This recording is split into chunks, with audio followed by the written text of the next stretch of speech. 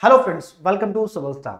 दोस्तों, भारत देश के अंदर जो ट्राइबल एरियाज हैं उनमें एजुकेशन को इम्पार्ट करने के लिए भारत सरकार ने एक स्कूल्स की कैटेगरी को डेवलप किया, जिनको हम बोलते हैं EMRS यानी कि एकलव्य मॉडल रेजिडेंशियल स्कूल्स।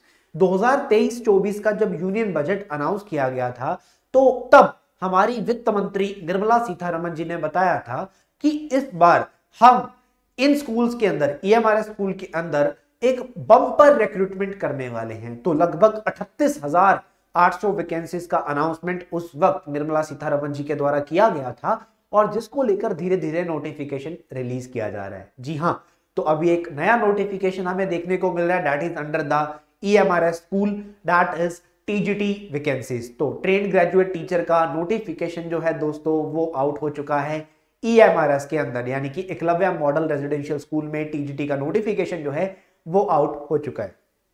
तो इस वीडियो में हम बातचीत करेंगे, देखेंगे इस नोटिफिकेशन में कितनी वैकेंसीज आई हैं, कौन सी स्ट्रीम के लिए कितनी वैकेंसीज हैं, ये सारी बातचीत करने वाले हैं। क्या सिलेक्शन प्रोसेस रहने वाला है, क्या एज क्राइटेरिया है, क्या क्वालिफिकेशन का क्राइटेरिया रहेगा, कैसे फॉर्म फिल करना है, कब इंपॉर्टेंट डेट्स हैं, ये सब कुछ आपको इस वीडियो में मिलने वाला है। तो आपने इस वीडियो को अंत तक देखना है। कोई भी सवाल आपके मन में आएगा तो आप चैट बॉक्स में कमेंट सेक्शन के अंदर पूछ सकते हैं। और चलिए बढ़ते हैं नोटिफिकेशन की तरफ, स्टार्ट करते हैं। एकलव्य मॉडल रेजिडेंशियल स्कूल का ये नोटिफिकेशन जो कि रिलीज किया गया है, that is regarding the TGT vacancies, train graduate teacher vacancies. तो यहाँ पर बात करते हैं 2023 में ये वैकेंसीज आ रही हैं। सबसे पहले आगे बढ़ते हैं और बात करते हैं वैकेंसीज की और देखते हैं नोटिफिकेशन क्या कहता है। नोटिफिकेशन क्या कहता है, चलिए अब बात कर रहे थे। सबसे पहले इंपॉर्टेंट डेट्स हमारे पास आती है। डेट्स में हमारे पास बात करते हैं कि TGT के लिए जो फीस है वो कितनी रहने वाली है, 1500 रुपए फीस रहने वाली है। और एप्लीकेशन प्रोसेस कब से स्टार्ट हो रहा है, देखिए एप्लीकेशन प्रोसेस जो है वो 18 अगस्त 2023 तक चलेगा और ये ऑलरेडी स्टार्ट हो चुका है। 18 अगस्त 2023 रात को 11:50 तक आप अप्लाई कर सकते हो। और यहाँ पर TGT के साथ साथ हॉस्टल वार्डन की भी वैकेंसीज आई हैं। तो हॉस्टल वार्डन के लिए अगर आप अप्लाई कर रहे हो तो आपकी फीस रहेगी 1000 और TGT की फीस रहेगी 1500 रुपए। और TGT का एग्जाम कब होगा उसके बारे में अभी डेट यहाँ पर नहीं बताई गई है, उसके बारे में बाद में जानकारी दी जाएगी। तो चलिए आगे बढ़ते हैं यहाँ पर वैकेंसीज की तरफ और देखते हैं उसके बाद हमारे पास क्या आ रहा है। तो सबसे पहले यहाँ पर आ रही है नंबर ऑफ वैकेंसीज कितनी है। तो नंबर ऑफ वैकेंसीज में स्टूडेंट्स अगर मैं बात करता हूं तो यहाँ पर 6329 टोटल वैकेंसीज आती हैं, जिसमें से TGT टीचर की जो वैकेंसीज है वो है 5660 यानी कि 5660 5660 और हॉस्टल वार्डन मेल में 335 और हॉस्टल वार्डन फीमेल में 334 वैकेंसीज यहाँ पे रिलीज की गई है। तो अपने आप में एक अच्छा नंबर यहाँ पर आता है वैकेंसीज का। तो आइए आगे बात करते हैं। तो ये ट्रेन ग्रेजुएट टीचर की जो वैकेंसीज है ग्रुप बी के अंदर यहाँ पर हिंदी टीचर की वैकेंसीज आती हैं, इंग्लिश टीचर की वैकेंसीज आती है, मैथ टीचर की वैकेंसी आती है, सोशल स्टडीज के अध्यापक की वैकेंसीज आती है, साइंस टीचर की वैकेंसीज आती है। तो टोटल हिंदी टीचर्स की 606 वैकेंसीज, इंग्लिश की 671, मैथ्स की 686, SST की 670 और साइंस की 678 वैकेंसीज यहाँ पर देखी जाती है। बाकी हर कैटेगरी की वहां पर यहाँ पर बाइफर्केशन जो है वो दिया गया है कि किस कैटेगरी की कितनी वैकेंसीज यहाँ पर रिजर्व की गई है, वो सब यहाँ पर दिया गया है। उसके बाद बात करते हैं यहाँ पर आगे लैंग्वेज टीचर्स की। तो यहाँ पर ये जो एकलव्य मॉडल रेजिडेंशियल स्कूल है ये भारत देश में अलग अलग ट्राइबल इलाकों में बनाए गए हैं। वहां पर हर राज्य की भाषा अलग है, तो यहाँ पर भाषा के अलग अलग टीचर्स की वैकेंसीज भी देखी जाती है। और इसमें सबसे ज्यादा वैकेंसी आती है संस्कृत भाषा के अध्यापक की, संस्कृत भाषा के अध्यापक की, ठीक है। 358 वैकेंसीज यहाँ पर देखी जाती हैं। तो लैंग्वेज टीचर की वैकेंसीज यहाँ पर अलग से आती है। उसके बाद यहाँ पर आती है वैकेंसीज म्यूजिक टीचर की, PET मेल टीचर की, PET फीमेल की, लाइब्रेरियन की वैकेंसीज अच्छे नंबर पे आती हैं। और उसके बाद यहाँ पर वार्डन की वैकेंसीज आ जाती हैं, ठीक है। 335 और 334 मेल और फीमेल के अंदर ये वैकेंसीज आती हैं। अब आगे बढ़ते हैं। तो वैकेंसीज का नंबर हमने जान लिया है, 6329 वैकेंसीज यहाँ पर अपने आप में अच्छा नंबर देखने को मिल रहा है जो कि यहाँ पे रिलीज किया गया है वैकेंसीज का। अब यहाँ पर बात करेंगे सैलरी की कि पैसा कितना मिलने वाला है। तो देखिए ट्रेन ग्रेजुएट टीचर्स की जो सैलरी रहेगी, बेसिकली जो लैंग्वेज टीचर्स हैं या अदर टीचर है, SST का टीचर, मैथ का टीचर, उन सबकी सैलरी कितनी रहने वाली है इंक्लूडिंग द लाइब्रेरियन, ये लेवल 7 पे रहेगा। 44,900 से स्टार्टिंग है, बेसिक पे की बात कर रहा हूं, और 1,42,400 का स्लैब रहने वाला है। उसके बाद बाकी टीजीटी मिसलेनियस पोस्ट की बात करते हैं तो ये 35,400 से 1,12,400 है, लेवल 6 है। और वार्डन की जो है वो लेवल 5 है, 29,200 से लेकर 92,300 तक ये वेरी कर सकती है। अब बेसिकली सिलेक्शन प्रोसेस की बात करेंगे तो सिलेक्शन प्रोसेस में एक एग्जामिनेशन रहने वाला है, एक पेपर जो है यहाँ पर कंडक्ट किया जाएगा। अब पेपर में बेसिकली क्या कुछ पूछा जाएगा तो मैं आपको बता दूं कि एक ऑफलाइन पेपर होगा ओएमआर शीट पे, एक ऑफलाइन पेपर होने वाला है ओएमआर शीट के ऊपर, ठीक है, और जिसके अंदर आपको बेसिकली 120 सवाल पूछे जाएंगे और आपको एमसीक्यू बेस्ड ये सवाल होंगे, आपको उसका आंसर करना है। और इसके बाद आपका एक लैंग्वेज कॉम्पिटेंसी टेस्ट होगा, लैंग्वेज कॉम्पिटेंसी टेस्ट यहां पर होने वाला है। ये आपका पेपर जो है इस तरह से एग्जाम पैटर्न रहने वाला है, 30 नंबर का आपका लैंग्वेज कॉम्पिटेंसी टेस्ट यहां पर होगा। अब ये जो 120 सवाल पेपर में आने वाले हैं, इसमें क्या कुछ पूछा जाएगा टीजीटी के अंदर, तो ये मैं बता देता हूं आपको। 10 क्वेश्चन जो है वो जनरल अवेयरनेस के आने वाले हैं, एक प्रश्न 1 नंबर का रहेगा, 0.25 की नेगेटिव मार्किंग भी रहेगी, ठीक है। रीजनिंग के 10 सवाल आएंगे, उसके बाद आईसीटी के 10 सवाल आएंगे, उसके बाद टीचिंग एप्टीट्यूड के 10 सवाल आएंगे, 40 प्रश्न हो गए। उसके बाद 80 सवाल जो आपको आने वाले हैं वो आपके आने आए आपके डोमेन के नॉलेज से। डोमेन नॉलेज मतलब 65 सवाल आपके स्ट्रीम के होने वाले, ग्रेजुएशन लेवल तक के 65 सवाल आपकी स्ट्रीम के, यानी कि अगर आप साइंस टीचर हो तो साइंस के सवाल, फिजिक्स केमिस्ट्री बायो के मिलाकर, अब मैथ टीचर हो तो मैथ के सवाल, इंग्लिश टीचर हो तो इंग्लिश के सवाल, इस तरह से आपके डोमेन के रहने वाले हैं।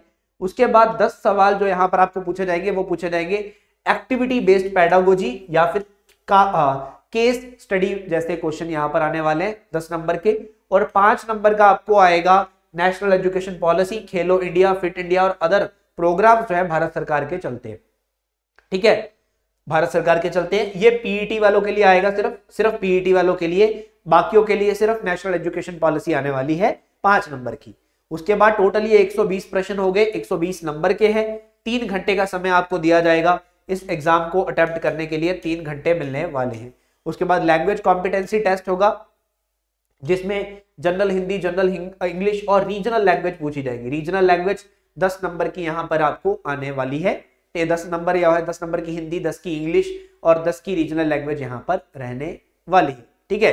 40% नंबर जो है आपको मिनिमम लेने पड़ेंगे, इसमें से 30 में से 40% नंबर कम से कम यानी कि 12 नंबर जो है वो मैंडेटरी है, लेने पड़ेंगे, ठीक है। बेसिकली यहां पर जो है 40% नंबर ईच लैंग्वेज का बोल दिया गया। ईच लैंग्वेज कहने का मतलब क्या है कि आपको लगभग 4 नंबर जो है वो हर भाषा में लेने पड़ेंगे, ठीक है। 4 नंबर हिंदी के, 4 इंग्लिश के और 4 रीजनल लैंग्वेज में आपको लेने पड़ेंगे, ठीक है। So that's why this is very very important, ये काफी इंपॉर्टेंट हो जाता है।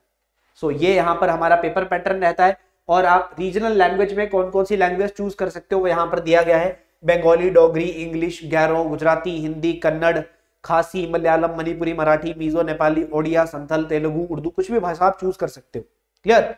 तो भारत के भारतीय संविधान के 8वें शेड्यूल में जो भाषाएं दी गई हैं वही भाषाएं यहाँ पर बताई गई हैं, ठीक है। इंग्लिश वहां पर नहीं है बट इंग्लिश को एक्स्ट्रा एड ऑन किया गया।